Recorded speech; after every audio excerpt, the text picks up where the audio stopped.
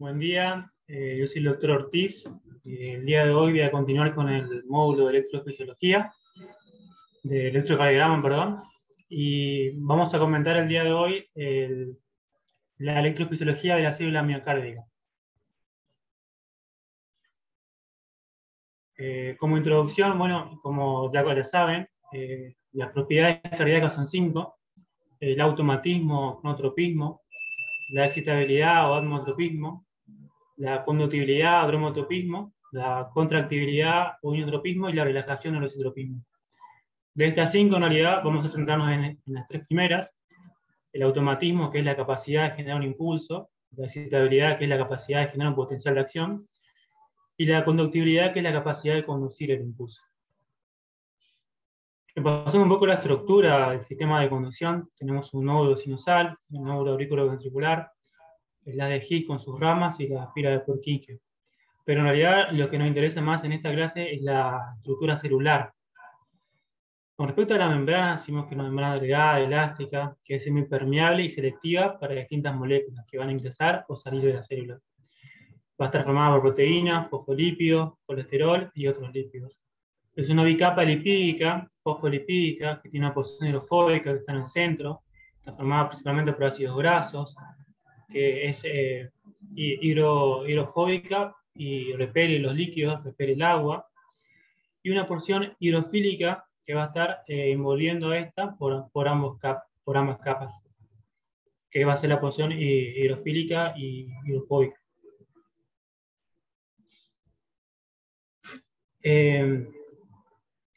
La membrana también tiene proteínas que van a estar formando distintos poros o canales, por donde van a transcurrir distintos iones. Estas proteínas van a formar estos canales, y los iones van a transfundir mediante difusión simple a favor de un gradiente, o difusión facilitada, que son a través de los canales, pero también a favor del gradiente. Estas dos sin gasto de energía. O en contra de un gradiente con gasto de energía. Con respecto al movimiento de los iones, vamos a decir que los iones se van a mover a favor de distintos gradientes. Va a haber un gradiente químico que va a depender de la concentración de estos iones que haya en un lado u otro de la membrana, y un gradiente eléctrico que va a depender de las cargas de estos iones. Vemos un ejemplo en la figura, en la primera. En un lado de la membrana tenemos una alta concentración de moléculas, y al lado no hay ninguna. Entonces los iones van a moverse de donde hay más concentración hacia donde hay menos concentración, a favor del gradiente químico. En la segunda imagen vemos que ya hay algunas moléculas de un lado de la membrana, pero estas moléculas tienen carga positiva, y del otro lado hay moléculas con carga positiva y negativa. Entonces la parte 2 sería de la imagen, tiene más carga positiva. Entonces los iones en este caso van a querer moverse del lado 1 al 2 a favor de un gradiente químico, de donde hay mayor concentración, de donde hay menor concentración, pero desde el segundo lado al primero a favor de un gradiente eléctrico. En este caso, el gradiente químico va a ser más alto y las moléculas van a seguir transcurriendo. Pero va a llegar un momento en que ambas fuerzas se van a equiparar y van a ser iguales y opuestas. Sería el momento de la tercera imagen. En este momento vamos a tener un equilibrio electroquímico, que va a estar dado por eso, porque ambas fuerzas del gradiente químico y eléctrico se van a igualar. En este momento el flujo del ion va a ser igual a 0, y ese sería el potencial de equilibrio para ese ion. Esto también se lo puede calcular con una fórmula que es la ecuación de Nernst, por eso también se denomina potencial de Nernst de cada ion. Con respecto a lo que es el potencial de membrana, va a estar dado entonces por lo que dijimos recién, por la diferencia entre las cargas eléctricas que existen entre uno y otro lado de la membrana, y por la diferencia de concentración de estos iones, que van a estar dadas en las células excitables, que son las cardíacas, las neuronas y las células musculares, en estado de reposo. Y va a depender de la polaridad y de la carga eléctrica de cada ion, de la permeabilidad de la membrana y la concentración de cada ion, de uno y otro lado de la membrana. Los principales iones que hay en el interior y exterior celular son el sodio, el potasio y el cloro. En el exterior celular, principalmente el sodio y el cloro, y en el interior el potasio. El potencial de membrana en estado de reposo va a estar entre menos 80 y menos 90. Decimos que menos 90, menos 85 aproximadamente. ¿Y cuáles son los determinantes que van a dar este potencial de reposo? Principalmente el potencial va a estar determinado por el ion que tenga más canales abiertos en ese momento de la fase del potencial de acción. En el periodo de reposo, el ion que tiene más canales abiertos es el potasio. Y el potasio tiene un potencial de equilibrio de menos 94. Por esto, el potencial de acción de la célula va a ser muy similar al potasio, que es de menos 85. Esto lo vamos a ver igual más adelante también. Con respecto al potencial de acción, ambas propiedades, que son el automatismo y la excitabilidad, van a estar muy vinculadas con el movimiento iónico de la membrana y también con las propiedades estructurales de la célula. Los potenciales de acción van a ser cambios del potencial de membrana que se propaga a lo largo de las superficies celulares. Y para que se propague el potencial de acción, es necesario que estas células tengan conexiones. Estas conexiones van a estar dadas por proteínas. Y estas proteínas estructurales se van a llamar uniones gap, que van a permitir la comunicación y la transmisión del potencial de acción. Cuando se genera el movimiento de un ion a través de la membrana, se desplazan cargas. Estas cargas forman la capacitancia de la misma y originan cambios en el potencial de membrana. Y estos cambios van a generar corrientes iónicas que van a modificar el potencial de membrana. Cuando hay una entrada de iones positivos, vamos a ver que hay una diferencia entre concentración y diferencia de tiempo que se llama de BDP positiva.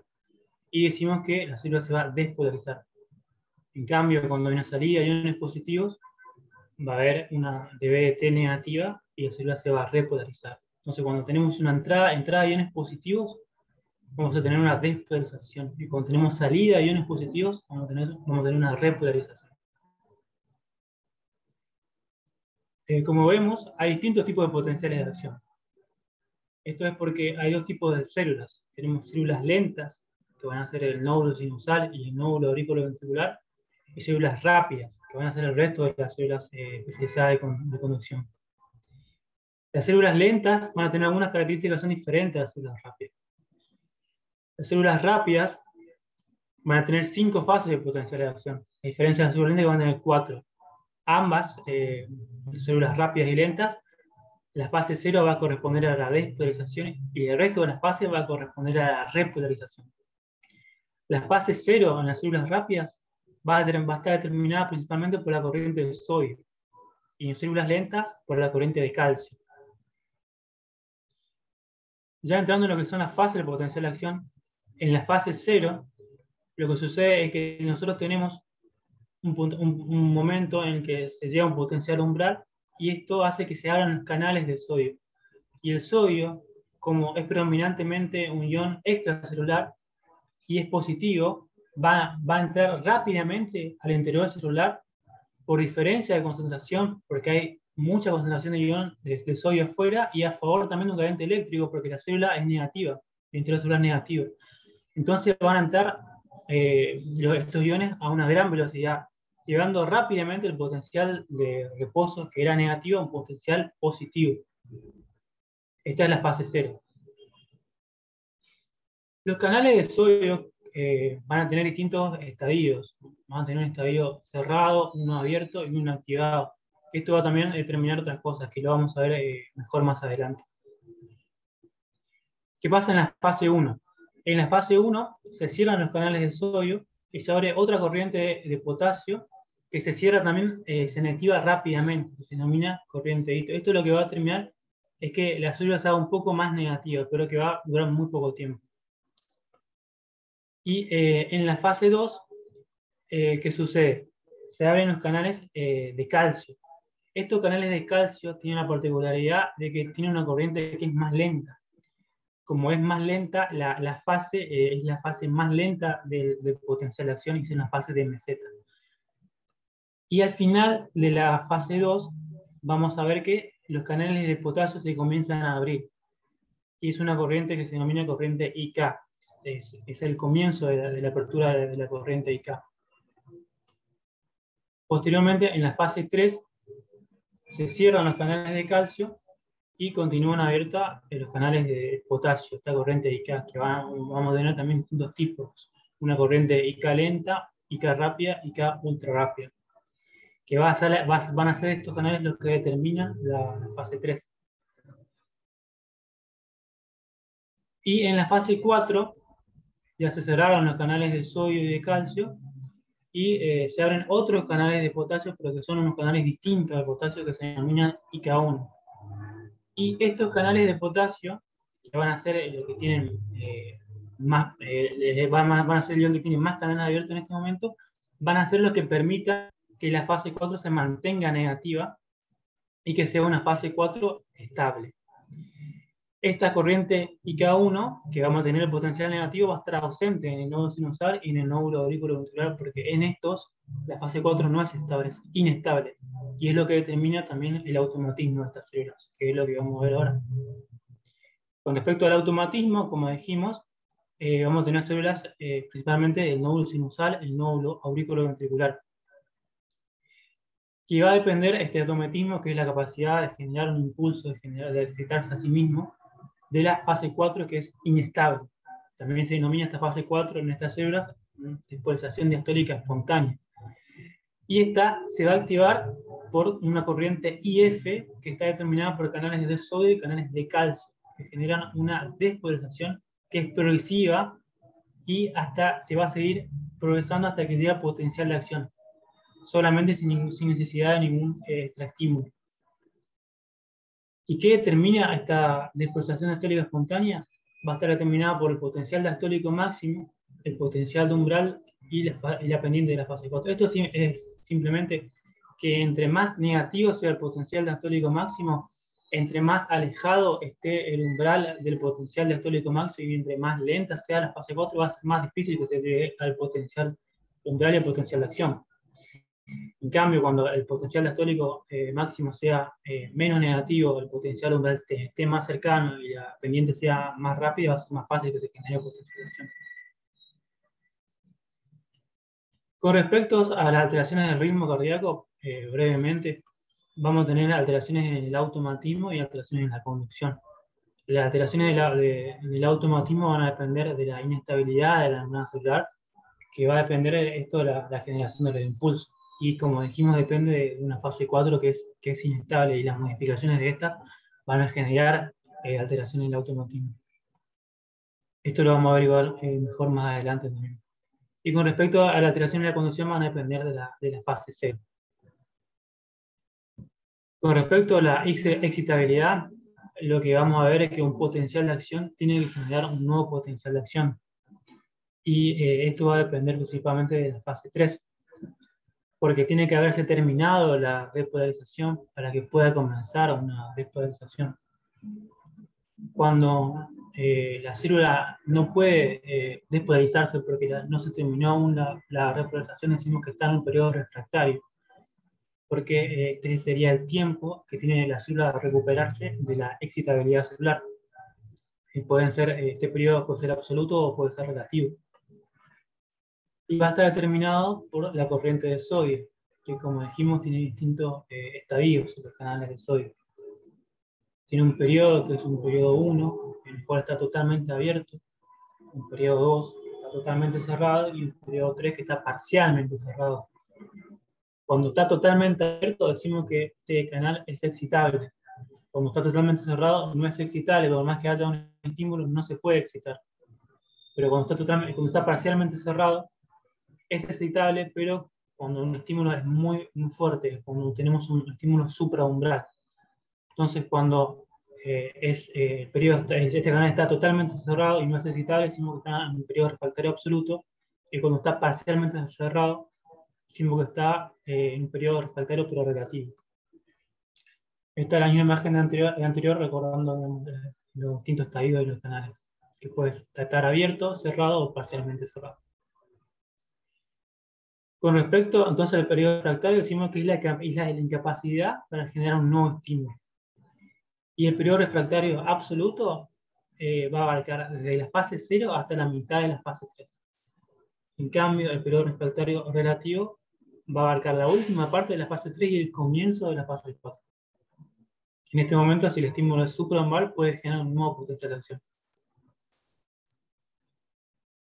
Bien, con esto estamos terminando la parte básica, digamos, de las características de la electrofisiología cerebrovascular. Con esto es interesante que se pueden entender los distintos mecanismos de la arritmia, porque los mecanismos de la arritmia van a estar dados por alteraciones o del automatismo o de la conducción.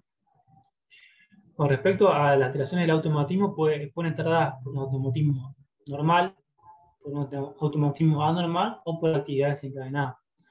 En cambio, las alteraciones de la conducción simplemente pueden estar dadas por bloqueo o por reentradas. Con respecto al automatismo normal, como sabemos, el nodo sinusal es el que tiene la pendiente mayor de la fase 4. Por esto es el que comanda el ritmo cardíaco. El nodo sinusal tiene una frecuencia intrínseca que es mayor a la de los otros marcapasos subsidiarios, de 70 a 80 con respecto al nódulo auriculoventricular y las fibras de Purkinje. Pero estas frecuencias de los marcapasos subsidiarios van a estar inhibidas por la estimulación del nodo sinusal, porque tiene una frecuencia más alta. Y estas alteraciones del automatismo normal van a determinar taquicardia o bradicardia sinusal, que lo que va a determinar va a ser la pendiente de la fase 4 del nodo sinusal. Cuando más rápida sea la pendiente, ya sea por estímulos simpáticos, vamos a tener una frecuencia más elevada. Vamos a tener una taquicardia sinusal, por ejemplo. Cuando esta pendiente se desplace a una más lenta, por ejemplo, por acción del acetilcolina o el sistema parasimpático, vamos a tener una frecuencia más baja y vamos a tener una taquicardia sinusal.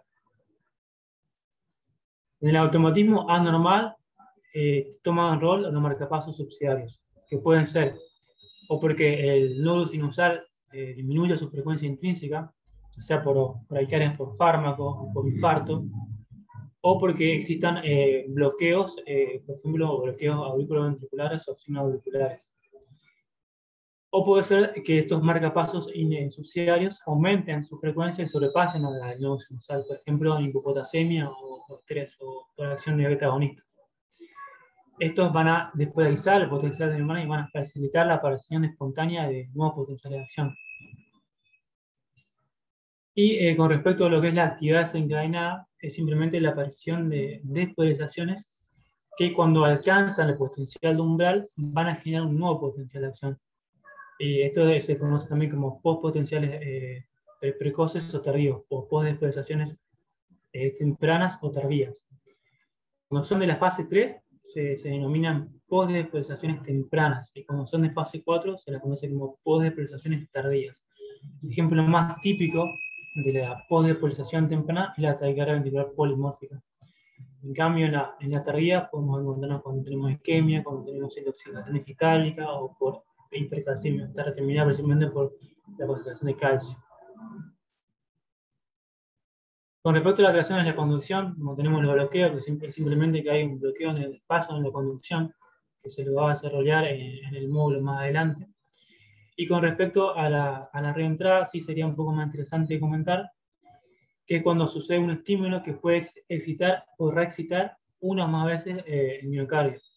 Y para que se produzca la reentrada, se tiene que dar dos condiciones. Tiene que estar el bloqueo unidireccional y tiene que haber una disminución de la velocidad de conducción. Vamos a ver unos ejemplos. Por ejemplo, en la imagen de la izquierda, es el ejemplo típico de la taquicardia por reentrada intranuval. En la imagen más izquierda, en la primera, vemos el nódulo sinusal, que tiene una corriente rápida, que está representada en este caso en rojo, que tiene un periodo refractario largo, y una corriente lenta, que está representado en verde, que tiene un periodo refractario que es más corto.